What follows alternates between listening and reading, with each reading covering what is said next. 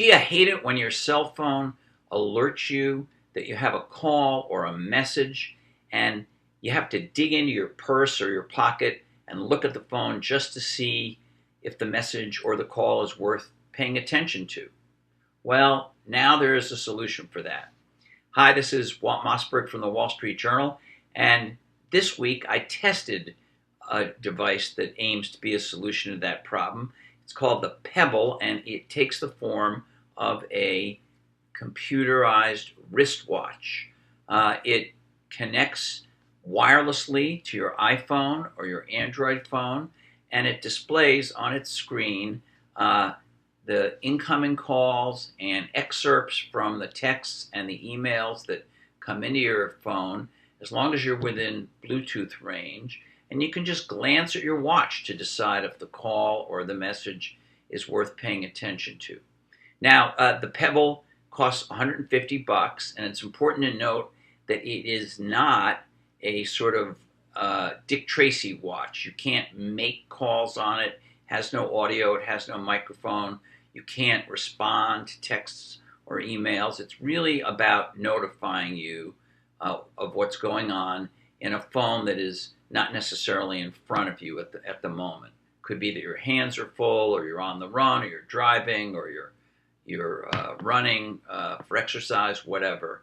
You just don't want to pull out your phone, or you're not able to pull out your phone. Well, you can look at the screen of this Pebble watch and see what's going on the phone. There are some bugs and limitations, however, to the Pebble that I discovered in my tests that I think may make it worth waiting until the young startup company, also called Pebble, which is behind the device, until it works out those bugs and limitations. A few examples: if you get a bunch of emails that come in quickly, right on top of each other, Pebble overwrites each notification with the next one so quickly, if this is happening in a compressed time period, that you really don't have time to read even the excerpt, and there's no way to scroll back through those notifications. The company is working on that and hopes to have a scroll back feature next month. There are individual quirks and limitations on Android and on iPhone that differ. For instance, on Android, you can reject an incoming phone call, ignore it, but you can't decide to accept it. That is, to send it to the phone itself or a Bluetooth earpiece or something to be answered. You can do that on iPhone. You can't, for some reason, do it yet on Android. They're working on that.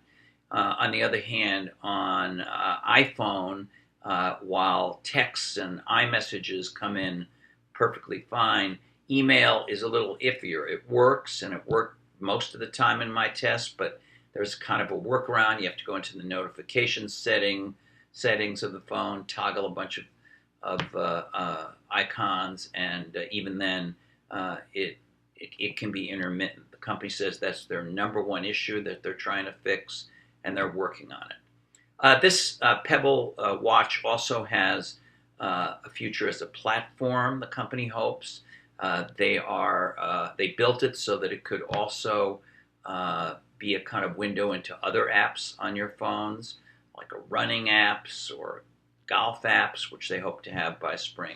So the Pebble watch is a potentially very useful addition to your smartphone, but you may want to wait to buy it. This is Walt Mossberg, and I'll see you next week.